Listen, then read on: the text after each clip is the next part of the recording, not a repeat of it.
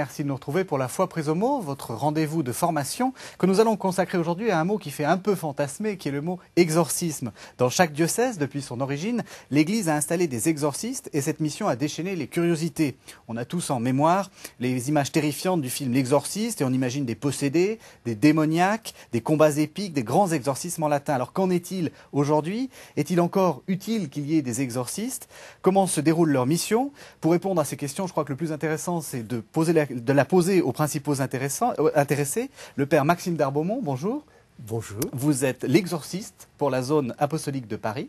Je ne suis pas seul. Vous n'êtes pas seul, vous allez nous le dire. J'ai avec moi le père Georges Berson et nous avons été choisis par notre cardinal pour la zone apostolique de Paris, c'est-à-dire 8 diocèses.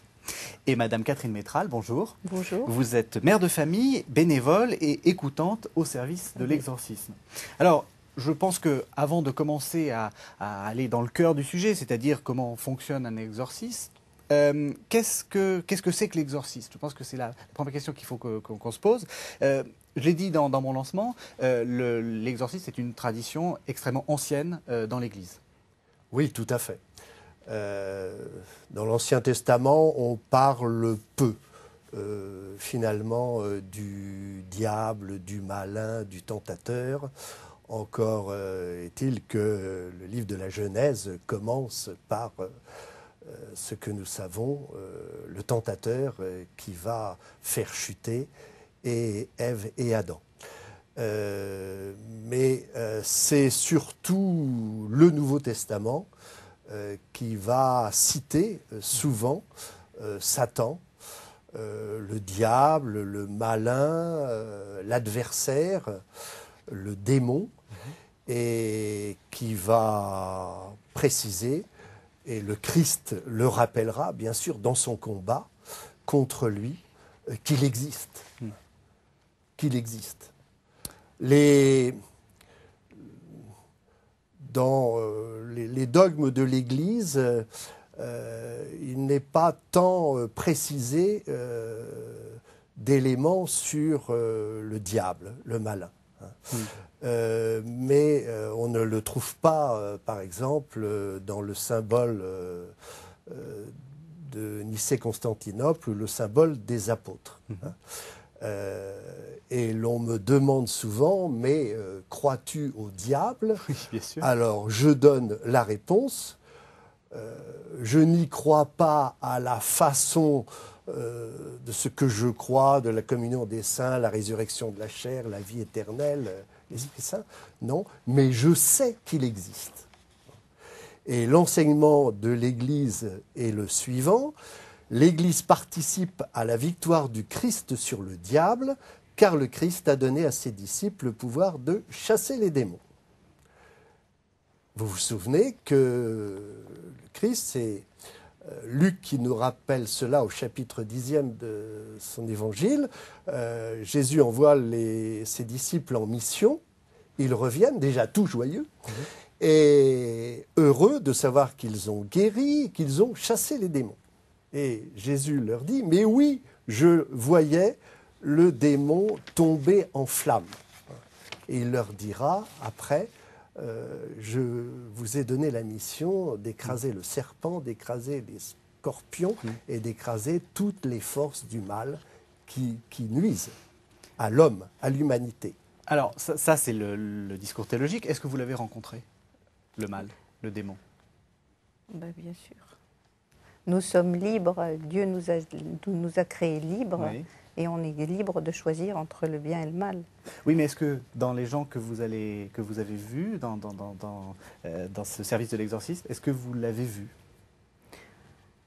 On voit des influences du mal, savoir si c'est Satan, si c'est le démon, c'est très difficile de savoir exactement quand les gens nous exposent leurs problèmes, savoir s'il s'agit vraiment du démon, mais de toute façon, il y a des tentations du mal, ça c'est évident. Oui, quand le Christ va apprendre à ses disciples à prier, il va leur dire, et ne nous soumets pas, Père, à la tentation, et délivre-nous du mal. Oui. Et nous savons que le Christ, au début de sa mission, va être conduit par l'Esprit Saint, ce qui n'est pas neutre, à la tentation, au désert, 3 tentations. Alors, savoir si je l'ai vu, je répondrai que tout dernièrement, je suis prêtre exorciste avec Georges Berson depuis septembre 2007. Eh bien, j'oserais dire que tout dernièrement, il y a une dizaine de jours, j'ai comme vu son regard. Un jeune de 19 ans, première fois, jeune de 19 ans, qui est venu me rencontrer, tout normal, beau gars, et nous avons parlé, il s'est confessé. Voilà le premier des exorcismes d'ailleurs. On verra après quelle est la démarche. Voilà. Et il commençait un petit peu à s'agiter. Et puis, j'ai fait sur lui quelques prières, je dirais, de délivrance. Et à chaque fois que je citais l'adversaire, le malin, il était très troublé. Et il s'est agité considérablement, il s'écartait de moi, il aurait pu passer à travers le mur qu'il l'aurait fait. J'ai cru qu'il allait d'ailleurs bousiller le matériel, le fauteuil, le secrétaire qui était derrière. J'ai appelé mon assistant, Georges Berson, en lui demandant d'apporter de l'eau bénite. Ce garçon ne voyait pas l'eau bénite. Et quand je l'ai béni, à plusieurs reprises, c'est comme si je le marquais au fer rouge. Et à ce moment-là, il s'est redressé et m'a regardé avec des yeux que je n'oublierai jamais. Et je me suis dit, au fond, là, il était rouge, des yeux qui me fusillaient.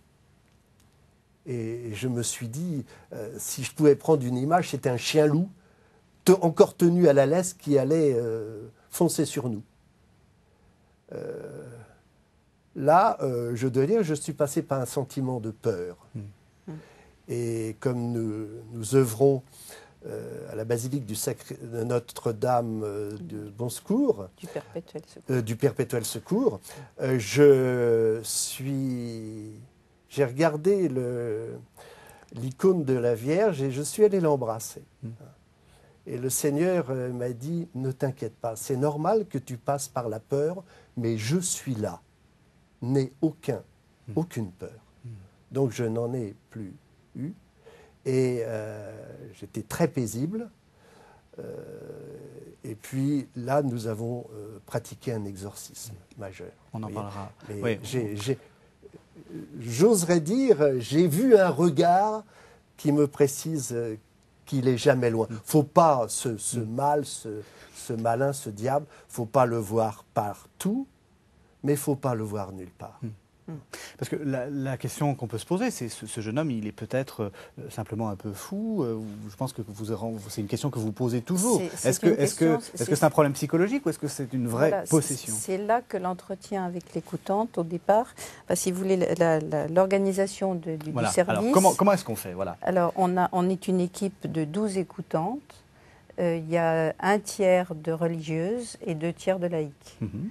Et puis, il y a 2 prêtres qui nous encadrent et qui interviennent après. Donc, ça se passe de la manière suivante. Il y a trois phases. Les gens nous téléphonent ou viennent sonner à la porte. Oui. Donc, on les reçoit une première fois. On les écoute au téléphone ou on les reçoit à la porte. J'oserais préciser là que ça peut aller jusqu'à 15-20 appels par jour. Oui. Et quelquefois plus même. Et on écoute un petit peu quel est leur problème. Les gens vous disent quoi? Je suis possédé par le démon? Ou ils vous disent ils tournent autour de quelque chose? Ils disent je veux un grand exorcisme. Oui, d'accord. Ou bien j'ai des problèmes, ça ne va pas du tout, je me sens, on m'a jeté un sort, je suis ensorcelée, et ils commencent à nous raconter un petit peu leur histoire. Donc, suivant ce qu'ils nous disent, si on voit que ça peut relever du service, on leur donne un rendez-vous avec l'écoutante. Mais quelquefois, on leur dit, quelquefois on a des bouddhistes qui nous téléphonent, on a des musulmans, on a des gens qui sont complètement perdus, parce que finalement on récolte toute la détresse du monde. Et ces gens nous téléphonent, et à ce moment-là, on voit s'il faut les recevoir ou s'il ne faut pas les recevoir, ou s'il faut les envoyer chez le médecin directement. Et après ça, on leur donne rendez-vous, et les écoutantes les reçoivent. Donc on les reçoit à peu près entre 3/4 d'heure et 1 heure maximum. Il ne faut pas plus. Oui, il ne faut pas que ça tourne à la consultation mais psychologique. On n'est pas des psychologues, on écoute. Donc on les accueille, et en fait, ils arrivent, quand on les accueille, ils parlent beaucoup. Et souvent, ils disent des choses, ils nous disent au cours de la conversation, je vous dis des choses que je n'ai jamais pu dire à personne.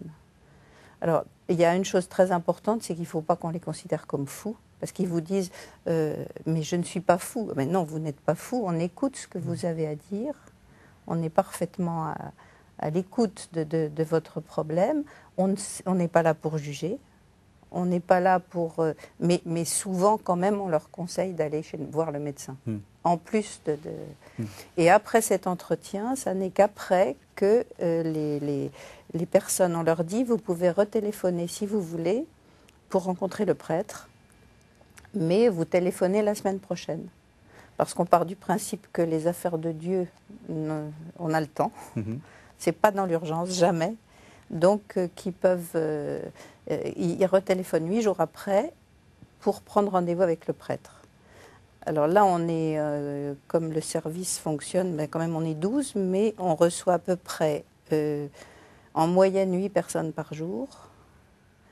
Et on reçoit, les rendez-vous sont donnés à 15 jours, 3 semaines, parce qu'on a trop de monde. Et avec le prêtre, ça va un peu plus vite, parce que comme ils sont 2 à les recevoir, et ils les reçoivent, et vous en recevez quelquefois 4 par jour. 4 par jour, moi j'en reçois 4, Georges aussi, souvent. Donc, pardon, ça veut dire que vous faites quand même une sorte de barrière, de barrage. Barrière, voilà. Voilà. Vous ne recevez pas tout le monde. Non. Ouais. Non. Il y en a qu'on décourage et on leur dit c'est pas la. Enfin, je pense que c'est pas un problème religieux, c'est pas un problème de diable. Vous n'avez pas besoin de revenir. Il y en a qui comprennent d'eux-mêmes que ça suffit. Et comme c'est une école de liberté aussi, c'est le consultant, on va appeler ceux qui nous font la bonté de venir nous voir, non pas des patients, des malades, mais des consultants finalement. Ce sont eux-mêmes qui vont décider s'ils rencontrent ou non le prêtre, sans aucune relance, bien évidemment. Il faut qu'ils se sentent libres. Alors justement, ils vous voient, ils arrivent chez vous, vous leur dites quoi? Qu'est-ce qui vous arrive? On leur demande pourquoi vous nous téléphonez, quelle est votre demande, qu'est-ce qui vous arrive? Donc ils commencent à exposer leurs problèmes, même au téléphone, on leur dit. Et vous entendez quoi? Qu'est-ce qu'ils vous disent la plupart du temps? On m'a jeté un sort, alors ça dépend, c'est très très très variable, mais il y a des populations qui sont beaucoup plus ensorcelées entre guillemets que d'autres. Les Africains, les Portugais, les Haïtiens, les Antillais. Mais on a aussi beaucoup de gens des pays de l'Est maintenant qui arrivent, et qui viennent et qui ont les mêmes croyances. Enfin, ils se disent ensorcelés, on m'a jeté un sort, je vais être délivré, tout va mal. Et comment vous faites pour vérifier que c'est quoi les mots qui vous font dire oui, ça pourrait être une possession ou c'est-à-dire quand ils vous disent il m'arrive des tas de choses mauvaises chez moi, je suis rentrée chez moi, il y a une ampoule qui a claqué, il y a mon chauffe-eau qui a claqué, qui est en panne, je n'ai plus d'eau chaude, j'ai perdu je ne sais quoi, j'ai perdu mes clés. Bon là on se dit, on essaye de les ramener à la raison et de leur dire écoutez, ça c'est pas le diable qui a perdu vos clés. Qui a perdu vos clés. Et vous, quand vous les recevez, qu'est-ce que vous leur dites? D'abord, je les accueille avec le sourire. Et qu'est-ce que vous leur faites après? Voilà. D'abord, je les accueille avec le sourire parce que c'est la moindre des choses. Et je peux vous dire qu'eux, ils ne l'ont pas. Ah, ça, c'est quelque chose, oui, de très important. Ils arrivent, quand ils arrivent, ils sont vraiment très défaits. Ouais. Il leur arrive en cours de l'entretien de pleurer. Et très, très, très souvent, ils repartent avec le sourire. Donc, on se dit qu'on a fait quelque chose. Alors, il arrive donc avec le sourire, je leur demande de s'asseoir, et je leur dis, ben, écoutez, vous êtes dans un service d'église, devant un prêtre, je pense que vous serez d'accord, nous allons commencer par prier ensemble. Je vous rassure, ça ne fait jamais de mal. Alors, Oui. bon, tout cela pour les détendre un petit peu. Et nous prions un moment. Et je remarque que la plupart du temps, ils prient vraiment avec moi, si vous voulez. Ils sont dans une attitude spirituelle, ils ferment les yeux, ils sont là, attentifs à ce que je vais dire dans la prière. Et puis je leur dis, non pas, alors j'ai appris tout ce qui s'est passé. Je leur dis, comment ça va maintenant? Il y a donc un maintenant qui fait référence à un premier rendez-vous. Oui. Et le plus souvent, alors ça va tout à fait valoriser ce que fait Catherine et ce que font les autres écoutantes. Nous n'avons que des femmes. Oui. C'est présenté un écoutant. Alors, je peux vous dire qu'il est très heureux parce qu'il travaille avec 12 femmes. Oui.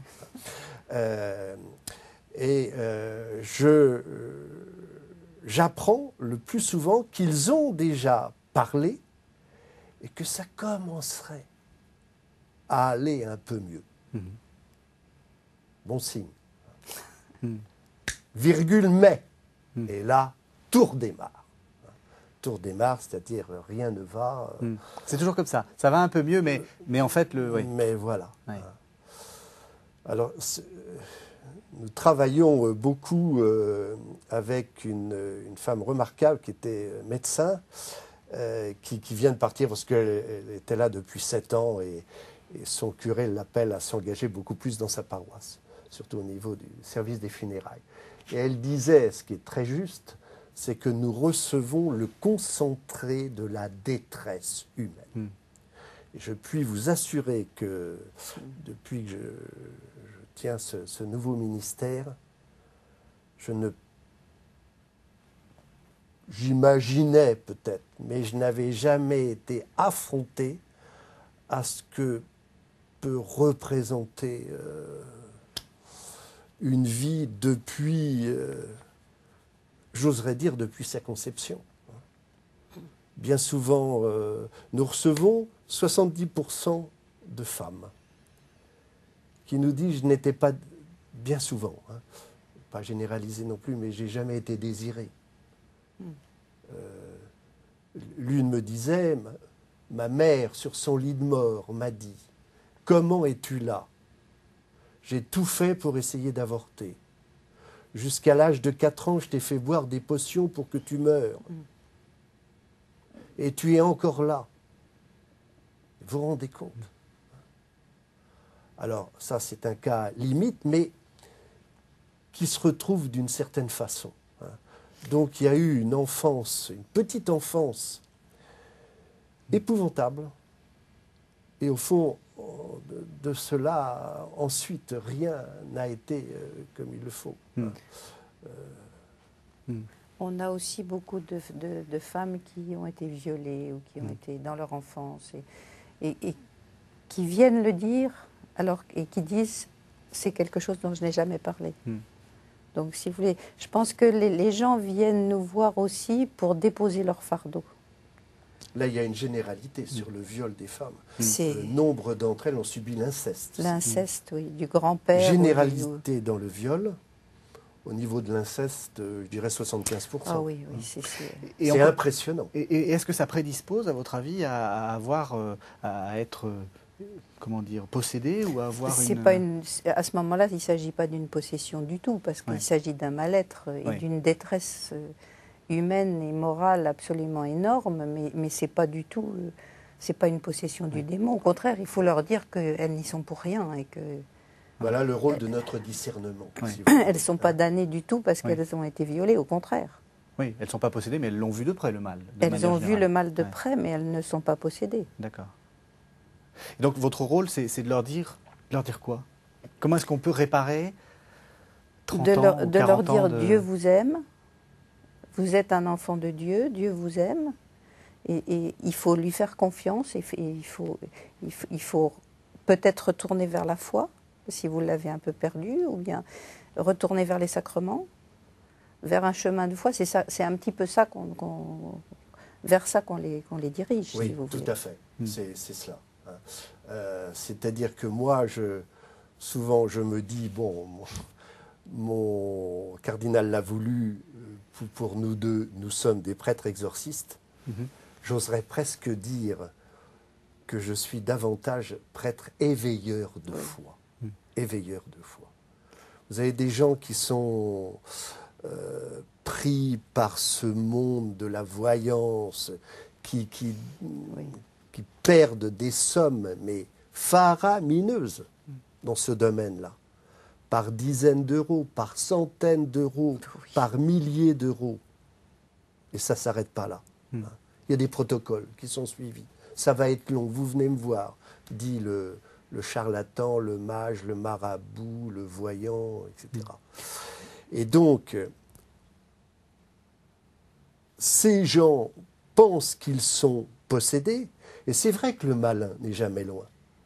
Pardonnez-moi, mais vous le savez, comme moi ou comme Catherine. Le mal est là. Le mal est là. existe. Et dès qu'il y a une faille, il va vouloir s'y engouffrer et provoquer ce qui va permettre à l'homme ou à la femme de s'écarter de Dieu. C'est... Ce combat, c'est un gigantesque combat spirituel, au fond. Et si Jésus est venu prendre notre habit d'homme, c'est pour nous sauver. Il sait la fragilité de l'homme, et en même temps, c'est ça qui est génial. Il dira, et c'est le grand Paul qui dira ça dans le prologue de l'épître aux Philippiens, et nous sommes prédestinés à être des saints. Voilà ce qu'est venu restaurer en l'homme le Christ. Il vient sauver l'homme qui est appelé à la sainteté. Depuis notre baptême, qui, soit dit en passant, est le premier des exorcismes. Au cours du baptême. Mais toute la question, vous avez dit le mal, on le sent, ça c'est évident. Toute la question, c'est est-ce qu'il faut le personnifier, et donc est-ce que vous êtes confronté à des gens qui sont possédés, enfin je ne sais pas quel est le mot le plus juste, enfin, par une personne qui annihile leur volonté, ce que vous racontiez, ou est-ce que déjà le fait de sentir le vent du mal aussi près de la joue, ça crée, ça abîme, et il faut soigner la blessure. Oui, ça abîme parce qu'ils ne sont plus eux-mêmes. Oui. Ils ne sont plus dans un espace de liberté. Le rituel, nouveau rituel qui est paru en 98, qui a été traduit en 2005 pour l'Église catholique en France, ne parle pas tant de possession, mais d'obsession, d'infestation, de vexation. Et le malin, Benoît XVI dira que c'est une non-personne. Il cherche à... Un non-être, une non-personne. Oui, un non-être, une non-personne. Il cherche à se donner de l'importance alors qu'il sait déjà, de par la rédemption, Jésus a vaincu le mal, un amour plus fort que la mort, qui ressuscite l'homme à sa véritable destination, créée à l'image et à la ressemblance de Dieu, et qu'il faut donc dire à ces personnes qu'il faut qu'elles reprennent la foi, qu'elles ne croient plus en celui dont elles se sentent prisonnières, peut-être, sans doute, sans être ni obsédées ni possédées. Les vrais cas de possession sont infiniment rares. Des exorcistes qui sont dans ce ministère certains depuis une vingtaine d'années, disent qu'ils ont eu 5 ou 6 cas de véritables possessions. Mais ce que nous faisons le plus souvent, c'est des prières de délivrance et de coupure de liens. Ces personnes se croient enfermées par des liens. Catherine des parlait d'envoûtement, de jeteurs de sorts, etc. Et ils veulent être délivrés des esprits mauvais qui croient être en eux. Et alors, comment est-ce qu'on fait? Comment est-ce qu'on leur dit parce qu'ils doivent avoir un entourage qui leur dit, écoute, là, tu es en train de... Pas forcément, surtout dans les populations immigrées, dans les populations africaines, haïtiennes ou portugaises, qui sont aussi très sujettes à ces croyances. Il y a des mauvais sorts, il y a des ensorcellements dont ils sont persuadés. Donc là, ils demandent une libération des mauvais esprits. Et comment vous la faites, vous? On est obligé de passer par le prêtre ou on peut s'en libérer tout seul? Nous, on n'intervient pas. Non, je veux dire, les gens, parce que je pense qu'il y a des spectateurs qui peuvent se sentir dans cette situation-là. Est-ce qu'ils sont obligés de passer par un exorciste? Ou est-ce que... Non, alors justement, non, du tout. Tout prêtre, fort heureusement, peut délivrer, de donner des paroles de libération, prières de libération, prières de délivrance qui vont restaurer la paix dans ces personnes et vaincre en elles ce qui est fondamental et qui les obsède et les maintiennent prisonnières de tas de choses, c'est qu'ils ont la peur. Ils ont la peur en elles. J'ai la peur. Maman vient de tomber malade, mais mon père très malade. Et je sais que c'est la famille d'à côté qui a envoyé un sort. Et nous le savons, ça. Alors, ceci n'est pas neutre non plus. Quelqu'un qui veut faire du mal peut demander, c'est là toute l'existence du mal, si vous voulez, c'est que sans aller peut-être faire un pacte avec le diable, le diviseur, eh bien, ces personnes vont vouloir se savoir investies de certains pouvoirs de mal. Et je pense, et de plus en plus, et je crois que je vais finir par aller en Afrique ou à Haïti, essayer de découvrir ce que vraiment sur place, le vaudou, par exemple. C'est une religion, mais pas simple. De savoir que il y a un pouvoir du mal, que certains l'exercent, et que là, il y a possibilité, d'ailleurs ce que peut faire tout prêtre, c'est une prière de coupure des liens. Cette prière se termine par une belle et forte invocation et au Père et à son Fils Jésus-Christ et à l'Esprit Saint, en leur demandant de couper définitivement et radicalement tous les liens négatifs que subit la personne qui est en face de nous, et de refermer les portes d'entrée, d'y mettre les scellés et de vivre tout cela dans le sang de Jésus. Et on refait cette même prière donc à l'invocation du Fils et destination du Fils et de l'Esprit Saint. Et je peux vous dire que là, la personne sent que c'est d'une extrême importance. Et là, nous remercie ensuite. Et comme Catherine le précisait, on va se quitter, non sans avoir reçu une belle prière de l'Esprit Saint. Je mets mon étole, je me lève, la personne reste assise, je mets l'étole sur sa tête, je mets ma main sur la tête et je dis très calmement, avec une immense foi, je reviendrai d'ailleurs à la foi, la séquence de la Pentecôte à l'Esprit Saint. Viens, Esprit de Dieu, on voit du haut du ciel un rayon de ta lumière, viens en nous, Père des pauvres, lave ce qui est souillé, baigne ce qui est aride, guéris ce qui est blessé, assouplis ce qui est raide, réchauffe ce qui est froid, endroit ce qui est faussé. C'est très très important et ensuite, c'est vrai que là, ça devient valorisant, merci Seigneur. Il y a le plus souvent un visage qui est arrivé complètement défait, comme le disait Catherine, et qui là est souriant. Et que se passe-t-il à ce moment-là? Eh bien, il y a vraiment plus souvent une libération. Et je demande à cette personne si vraiment je peux l'embrasser, si elle le permet. Et je vous assure que là, c'est magnifique parce que même il y a souvent des pleurs de joie. Des pleurs de joie. Et ça, c'est symptomatique. Les gens, quand on les reçoit, on se présente et on dit notre prénom. Mais si on a oublié de le faire, ils nous demandent comment on s'appelle. Ouais. Parce qu'ils veulent vraiment un rapport de personne à personne. Ça, je pense que c'est très, très, très important. Le père a dit que la plupart des gens ont peur. Comment est-ce qu'on fait pour rassurer? C'est pas facile, ça. Mais vous êtes enfant de Dieu, n'ayez pas peur. Ça suffit. Vous voyez que l'information est bonne. Oui. J'ai rien dit. Hein. C'est bien. Elles sont bien formées. Alors ça, oui, au point de vue... Ça suffit de se croire enfant de Dieu?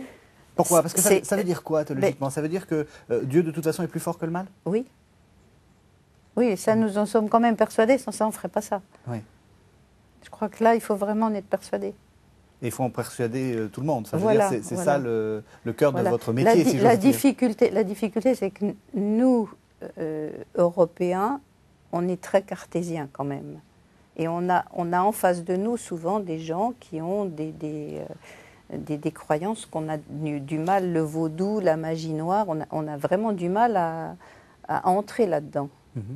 Donc là aussi intervient quand même dans toute notre équipe une notion de formation. Oui. Alors, comment vous avez été formé? Parce que j'imagine que ce n'est pas une vocation depuis la petite enfance. D'abord, toutes les personnes qui sont dans l'équipe ont fait de l'écoute soit en paroisse, soit... Moi, personnellement, je suis beaucoup intervenue auprès de personnes âgées en hôpital. Et donc, j'ai une habitude de l'écoute quand même au départ. Et en dehors de ça, on a été formés au Bernardin, dans le cadre de l'école cathédrale. Et puis autrement, on a une formation continue tous les jeudis matins. On a une réunion de toute l'équipe où on revoit certains cas qui nous ont posé problème, ou justement pour partager avec les autres et voir comment on peut s'en sortir.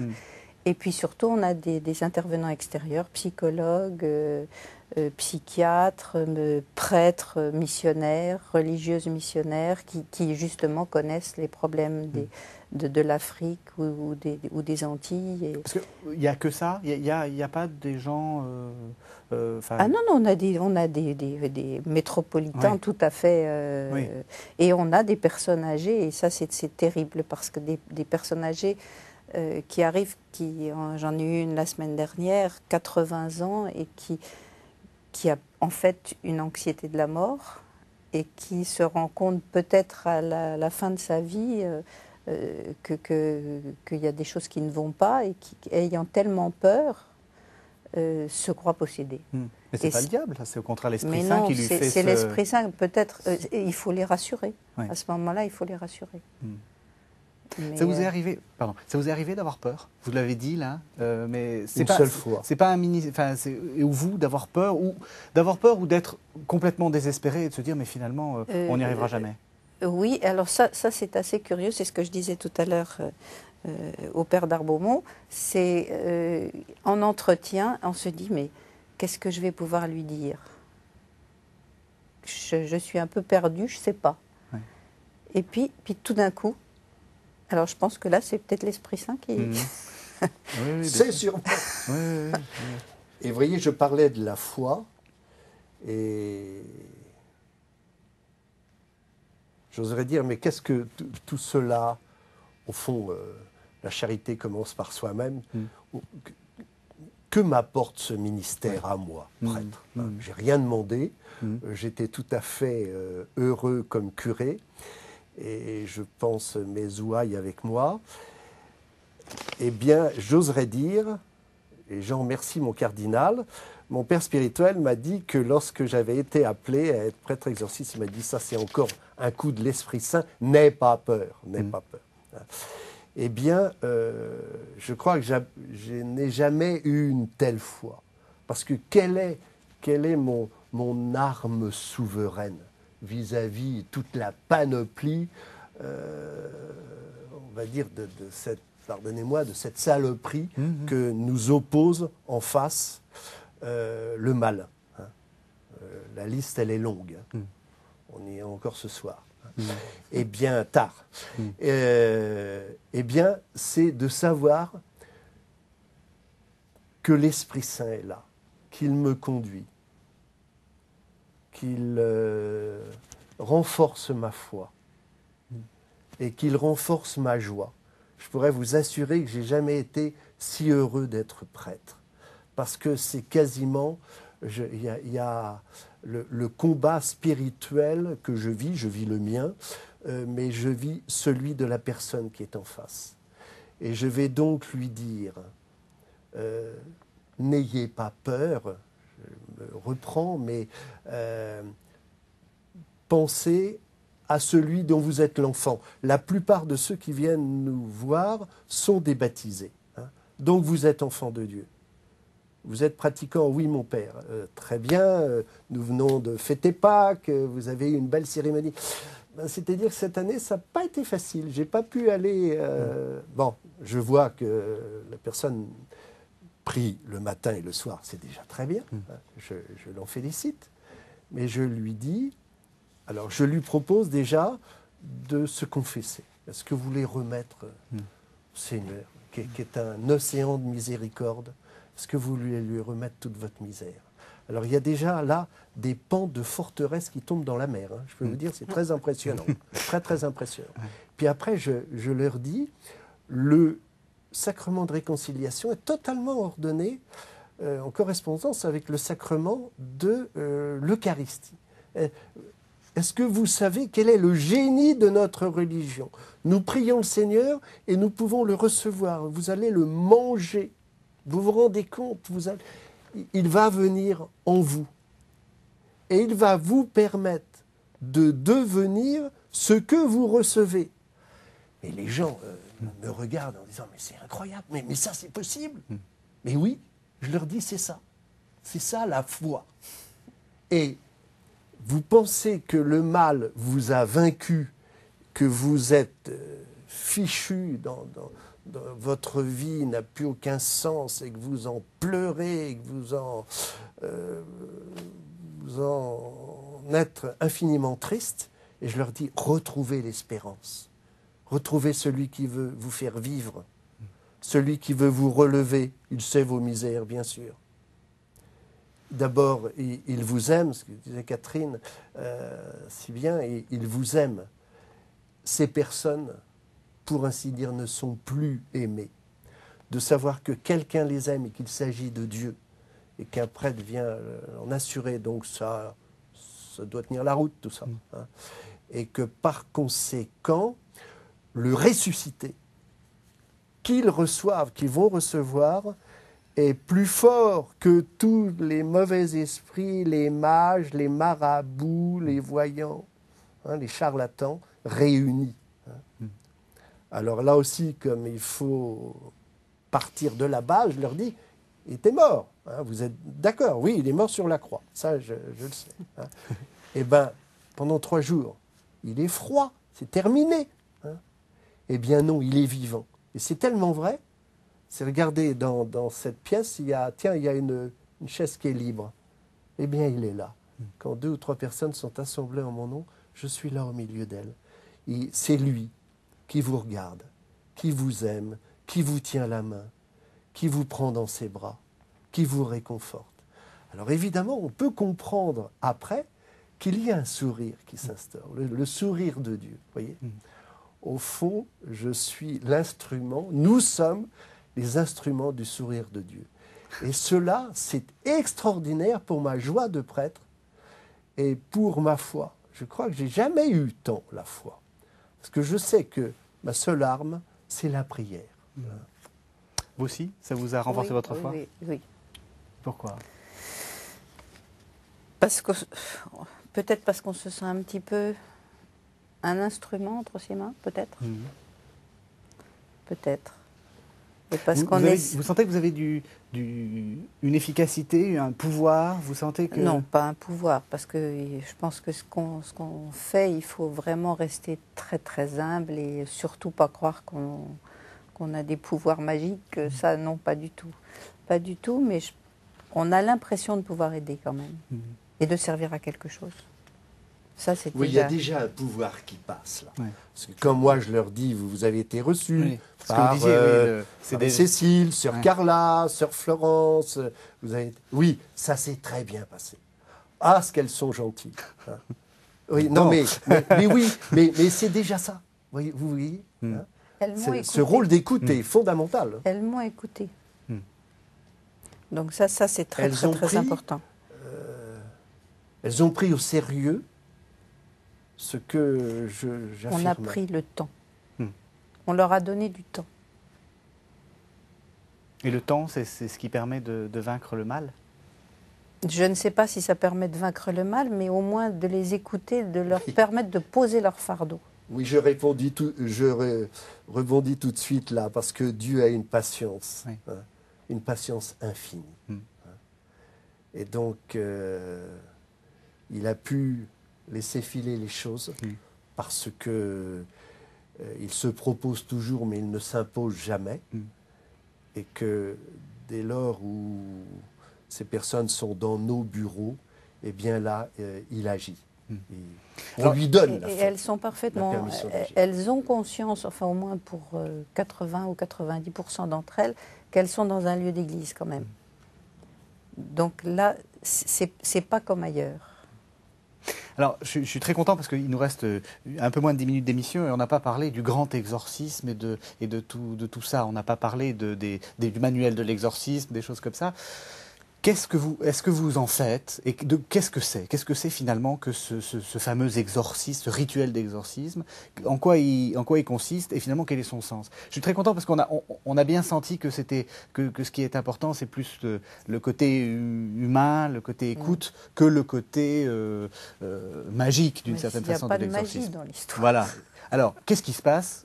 Alors, je dirais, je crois qu'on a toujours intérêt à être vrai. Je dirais que, au bout d'un an, j'ai fait un exorcisme qui n'avait peut-être pas lieu d'être. Et des chères religieuses ont su me le dire. Paix à leur âme, elles sont parties. C'était un grand malade. Nous recevons aussi de grands malades, des pathologies psychiques, psychiatriques. Je me suis empressé de leur dire que si peut-être il n'y avait pas lieu de faire un exorcisme, ça n'a pu que faire du bien à cette personne. Et d'ailleurs, ça fait quand même un an que ça s'est passé, un peu plus, je n'ai plus eu de nouvelles de cette personne. Et ça se passe comment? Qu'est-ce que vous faites? Alors, on remet notre aube, notre étole. Il y a un rite d'ouverture, d'accueil de la personne, avec une bénédiction de l'eau. Ensuite, une longue prière litanique. Je n'en ai fait qu'un,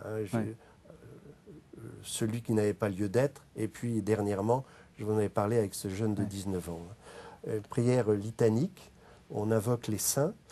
Je peux vous dire qu'à chaque saint, il grognait. Il était fou furieux. Mais que me veux-tu? Mais que me veux-tu? Oui. On reprend la parole de Dieu à travers des psaumes et passages d'évangile. Il y a une imposition des mains et toute la force de Dieu qui descend vraiment sur la personne. Ensuite, une profession de foi. Une bénédiction avec la croix, et puis la formule de l'exorcisme, qui peut être à deux niveaux. Déjà une prière, ce qu'on va appeler une prière déprécative, qui s'adresse à Dieu, où nous demandons à Dieu vraiment de libérer celui ou celle qui est en face de nous, ou alors une prière impérative, où là, on s'adresse véritablement au malin. comment voulez-vous vous adresser au malin si vous n'y croyez pas, si vous pensez que vraiment il n'existe pas? Vous voyez, il y a une certaine logique imparable là. Hein. Donc, je t'adjure, Satan, de sortir de cette personne. Et quand je disais ça à ce jeune, c'était un grognement épouvantable. Faux prêtre, disait-il, faux prêtre. Voyez. Le prince du mensonge.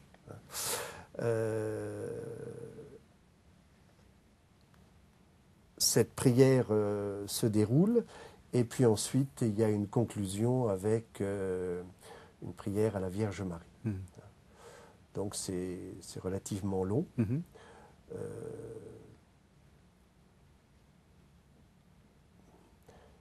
Ce garçon a déjà reçu 2 exorcismes. Il y a du mieux. Alors il faut savoir aussi, ça je crois que c'est important de le dire, qu'il y a toujours une fragilité et que de la personne. Paul nous le dit, le grand Paul. Hein, nous sommes tous des êtres fragiles, des êtres d'argile. Hein. Et que par conséquent, dès qu'il va y avoir une faille, le malin va vouloir s'y engouffrer. Voyez. Et par conséquent, là, il y a vraiment une délivrance selon le pouvoir que le Christ a donné à ses disciples. La parole de Dieu, elle est actuelle, hein, elle n'a pas 2000 ans. Quand Jésus envoie ses disciples chasser les démons, il envoie maintenant Georges et Maxime chasser ceux qui pourraient se présenter. Alors de diverses façons, hein, ça peut être simplement une prière de coupure des liens, que peut faire tout prêtre, mais c'est aussi, et surtout, peut-être dans des cas relativement rares, ce qui est très rare, c'est la possession. Qu'au fond, un être ne soit plus lui-même, mais une créature du mal. C'est infiniment rare. Mais par contre, il y a des gens qui ont besoin, des consultants qui ont besoin d'être délivrés de celui qui les infeste. Alors, il nous reste juste quelques minutes. Parlons aussi de choses positives. Après l'exorcisme, qu'est-ce qui se passe? Vous avez l'impression que c'est formidable, que tout le monde est heureux? On ne peut pas savoir parce que après, on peut pas savoir parce qu'en principe on les revoit pas. Oui. On fait pas du tout de suivi. On n'est pas psychologue. On n'est pas du tout armé pour ça. Donc on ne les revoit pas. C'est très rare que peut-être les prêtres les revoient une deuxième fois, mais en principe, nous, on ne les revoit pas. Donc, on ne sait pas très bien ce qui se passe après. Je formulerai la question différemment. Après l'exorcisme, non, c'est tellement rare. Hein. Oui. Après ces visites. Oui, après ces visites. Ou même le fait de vous avoir vu. Oui, voilà. Voilà. Il arrive qu'il retéléphone. Oui. Et à ce moment-là, quand il retéléphone et on leur demande s'ils sont déjà venus ou pas. Et s'ils sont déjà venus, on leur demande à ce moment-là d'écrire au prêtre ou au service pour arriver à formuler exactement la demande qu'ils ont. Et suivant leur demande, le prêtre leur répond ou bien on leur dit de revenir. Mais en principe, on ne les revoit pas, on ne peut pas. Et c'est pas frustrant de se dire j'ai peut-être fait quelque chose, j'aimerais ou d'être attaché à quelqu'un en se disant ça serait... Mais je pense qu'il faut garder une distance. Il ne faut pas du tout rentrer dans la vie des autres. Oui, et puis là, j'ajouterais une chose, excuse-moi Catherine, mais ces gens-là vivent souvent des drames de solitude. Oui. Donc nous les renvoyons.